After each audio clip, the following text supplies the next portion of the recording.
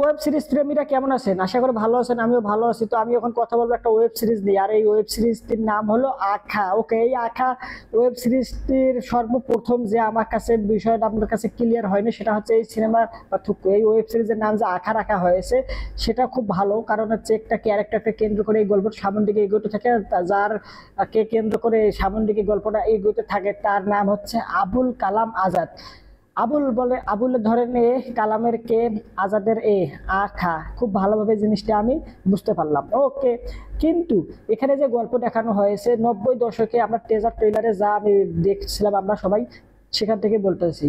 ওকে, তো এখানে যে 90 দশকে এক ব্যক্তি ছিল যে ক্রিমিনালদের, অপরাধীদের মারতো, তার নামটা ছিল আখা। কিন্তু সে হঠাৎ করে হারায় যায়, হয়তো বা সে, অনেকেই মনে করে সে মৃত্যুবরণ করেছে, আর না হলে সে হয়তো নিজের থেকে কোথাও গিয়ে গা ঢাকা দিয়েছে, এরকমটা ভাবতে শুরু করে। ওই ব্যক্তির নাম কি কারণে আখা, ওকে, এইটা আমার মাথায় ঢোকে নাই। কারণ বর্তমান সময়ে যে এরকম কর্মকাণ্ড করতে আছে আরফান নিশোর যে ক্যারেক্টারটা, এর নাম আখা, এটা খুব ভালোভাবে বোঝা যাচ্ছে। তার নামটা যদি আখা রাখা হতো সেটা খুব ভালোভাবে একটা মেনে নেওয়া যেত, কারণ তার নাম হচ্ছে আবুল কালাম আজাদ। আবুলের এ, কালামের কে, আর আজাদের এই আখা, ওর সাথে খুব ভালোভাবে যায়। কিন্তু 90 দশকে যে এইসব কর্মকাণ্ড করেছিল, অপরাধমূলক কাজ করেছিল, অপরাধীদের মেরে অপরাধ করেছিল, তার নামটা কেন আখা, এইটা আমার মাথায় ঢোকে না। অবশ্যই আমি চাই আপনারা কমেন্ট করে আমাকে জানাবেন যে এটা কেন, এই ব্যক্তির নাম কেন আখা রাখা হয়েছে। আপনারা কি কিছু বুঝতে পেরেছেন? বুঝতে পারলে অবশ্যই কমেন্ট করে জানান, আমি এই বিষয়টা বুঝতে পারি নাই। তো এই প্রশ্নটা আমার এই সিনেমার এই ওয়েব সিরিজের ডিরেক্টর রয়েছে ভিকি জায়েদ, ওনার কাছেও রইলো, সাথে আফরান নিশু বা আরো যে সাবির নাবিলা রয়েছে এখানে অভিনয় করেছেন।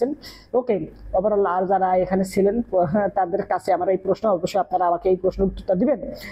আর যদি এই ওয়েব সিরিজটার কথা বলি, ওয়েব সিরিজটা দেখেন, সিনেমাটোগ্রাফি, কালার গ্রেডিং, বেশ কিছু ভিএফএক্স, সিজিআই, গ্রাফিক্স এর কাজও রয়েছে। ওকে, সেগুলো কাজ তারা খুব যত্ন সহকারে করেছে, কোথাও গিয়ে একবারে আহামরি ফাটাই দিয়েছে তেমনটা হয়নি। আবার এখানে আপনার মনে করেন যে একদম খাজা হয়েছে, জঘন্য, বিশ্রী, নোংরা, তাও বলতে পারবো না। একদম এভারেজ, যতটুকু প্রয়োজন ততটুকু তারা সুন্দরভাবে জিনিসটাকে পোর্ট্রে করেছে।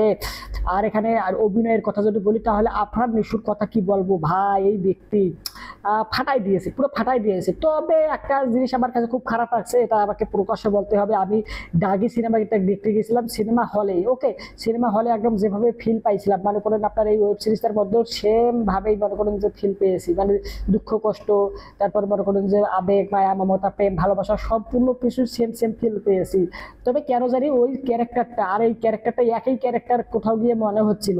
কারণ কি, ওখানে মনে করেন যে সে 14 বছর জেলখানা থেকে বের হয়ে, মানে একটা হত্যাকাণ্ডে আর কি সে ফেসে যায়, যার প্রেক্ষাপটে সে 14 বছর জীবন জেল খাটার পর বের হয়ে এসে মনে করেন যে তার পরবর্তীতে যে সিচুয়েশন গুলো ক্রিয়েট হয়, মানে তার মনে হয় যে সেই বিষয়টা গুলোই এখানে দেখানো হচ্ছে, এমনটা আমার কাছে কেন জানি না মনে হচ্ছিল।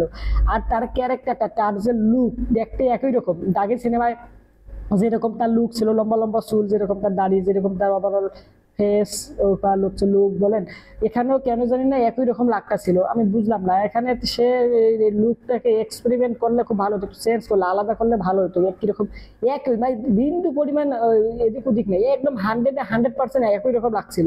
ওই যে বললাম 14 বছর জেলখানা থেকে বের হইয়া আয়া যে সব বিষয়বস্তু ঘটেছে, মনে হচ্ছে যে এখানে সেইগুলো আমরা দেখতে পারতেছি, কেন জানি এমনটা আমার মনে হচ্ছিল।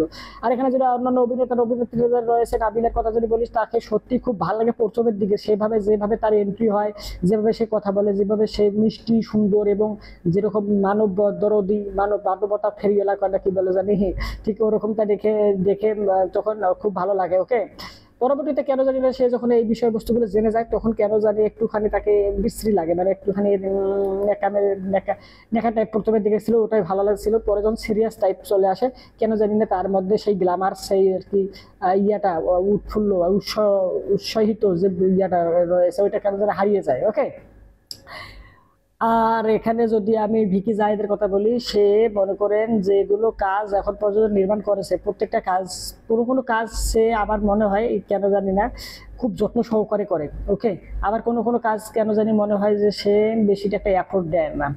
হয়তো বা এটা বাজেট ইস্যু থাকে, বা হচ্ছে প্রোডাকশন ভ্যালুর উপর ডিপেন্ড করে। প্রোডাকশন ভ্যালু কোন জায়গায় কতটুকু রয়েছে, যে জায়গায় প্রোডাকশন ভ্যালু বেশি সেই জায়গার কাজটা সত্যিকার অর্থে ভালো হওয়ার সম্ভাবনা থাকে। যেখানে প্রোডাকশন ভ্যালু কম, সেখানে কাজটা একটুখানি কি বলবো, খারাপ হওয়ার বা হচ্ছে বিশ্রী জঘন্য নোংরা হওয়ার সম্ভাবনা রয়েছে। তো ওভারঅল যদি বলতে চাই, এটা হচ্ছে আমার কাছে অ্যাভারেজ লাগেছে এই ওয়েব সিরিজটা।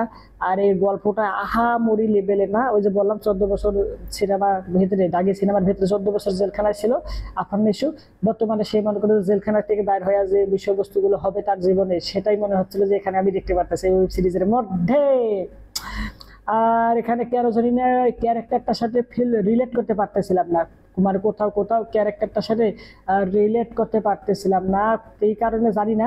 তবে ডাকে সিনেমার ভেতরে খুব ভালোভাবে ফিল করতে পারছিলাম যে ওর দুঃখ, ওর যে আহাজারি, ওর যে মায়া মমতা প্রেম ভালোবাসা, ওইটা ফিল করা যাচ্ছে। কিন্তু এখানেও কেন জানি ওরকমটাই লেগেছে, তবে একদম ওই রকম ফিল পাইনি। দাগি সিনেমার ভেতরে যেরকম ফিল পেয়েছিলাম ওরকমটা না, মানে কিছুটা কেন জানি কম মনে হয়েছে, কম মনে হয়েছে। কিন্তু এখানে আমার এক্সপেকটেশন ছিল আরো বেশি, যে জায়গায় ওর থেকে আর একটু কম মনে হয়েছে, যার প্রেক্ষাপটে যে এটা আমি আর কি রিলেট করতে পারি নাই বলা যেতে পারে অলমোস্ট। ওকে, আর যদি এখানে পার্শ্ব অভিনেতা অন্যান্য যারা রয়েছে তাদের কথা বলি, তারাও কোথাও গিয়ে এভারেজ টাইপ অভিনয় করেছেন। আর একটা হচ্ছে একটা মহিলা রয়েছে, ওই মহিলার স্বামী হচ্ছে ডিবি অফিসার।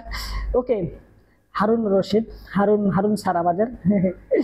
তো ওনার যে স্ত্রীকে কেন্দ্র করে যে ওখানে গল্প রাখা হয়েছে, ওনার স্ত্রীর মানে সে কি কারণে এই অপরাধের সাথে জড়িয়ে গেল, তাকে যে পরবর্তীতে তার সাথে যা হয়, এটা কেন জানি ক্লিয়ার না, কেন জানি না উপরে উপরে মেরে দেওয়া হয়েছে, কেন জানি সুস্পষ্ট ভাবে এর কি ক্লিয়ার করা হয়নি যে সে কি ক্রাইম করেছিল, কোন ক্রাইমের সাথে সে জড়িয়েছে, আসলে সে জড়িয়েছে নিজের থেকে নাকি তাকে জড়ানো হয়েছে বা তাকে ফাঁসাতে দেওয়া হয়েছে, এটা আর কি সুস্পষ্ট ভাবে ক্লিয়ার করে দেওয়া হয়নি। আর এটার মনে করেন যে পরবর্তীতে সিকুয়েল আসার জন্য আর কি তারা একটু বেশ কিছু ক্লু রেখে দিয়েছে। যদি এই আঁকা ওয়েব সিরিজটা সাকসেসফুল হয়, তাহলে এর পরবর্তীতে আসবে কি আঁকা 2 আসবে, মানে এটাকে সিকুয়েল আসবে। তবে আমার কাছে কেন জানি মনে হয়েছে এটা আর কি একটু বাড়াবাড়ি হয়ে যাবে, কারণ ওভারঅল গল্পটা যদি এই আঁকা প্রথম সিজনে যদি শেষ করে দেওয়া হতো, আমার মতো খুব ভালো হতো। সিজন 2 গুল্লি মারি, এখানে সিজন 2 মানে বা নির্মাণের মতো কোনো ভালো কোনো ওয়ে নাই। এর কারণে যদি তারা সিজন 2 নিয়ে আসে, তাহলে আমি বলবো জোর করে নিয়ে এসেছে, মানে অন্য অন্য আর কোনো কাজ নাই, তো এর জন্য ঘুরে ফিরে এক জিনিসে আবার লয়ে আইছে, এটাই আমি বলবো। কারণ এটা বাস্তব কথা, এখানে তেমন কিছুই নাই যে আপনারা সিজন 2 নিয়ে আসবেন। ভাই সিজন 1 এর মধ্যে যা ওভারঅল যা বিষয়বস্তু রয়েছে সবগুলো একদম ক্লিয়ার করে দেওয়া যায়, কিন্তু আপনারা ইচ্ছা করেই ওই যে বললাম আর কোনো কাম কাজ নাই হয়তো বা, এর কারণে আর কি সিজন 2 নিয়ে আসতে চাচ্ছেন। তো আপনারা যারা আঁকা ওয়েব সিরিজটা দেখেছেন, তো আপনাদের কাছে কেমন লাগছে অবশ্যই কমেন্ট করে জানান। ভিডিওটা লাইক দেন, চ্যানেলটা যদি সাবস্ক্রাইব করার থাকে তাহলে সাবস্ক্রাইব করেন। সম্পূর্ণ ভিডিও দেখার জন্য আপনাকে জানাচ্ছি অনেকগুলো ধন্যবাদ। তো মা বা ভাই বোন আত্মীয় স্বজন পাড়া প্রতিবেশী আর বন্ধু বান্ধবের কাছে শেয়ার করেন। হামটা মেটা সেটা কাঁকড়া থাক ব্যাংক আর এই ওয়েব সিরিজের অনেক বড় লেওড়ার নাতা। বাই।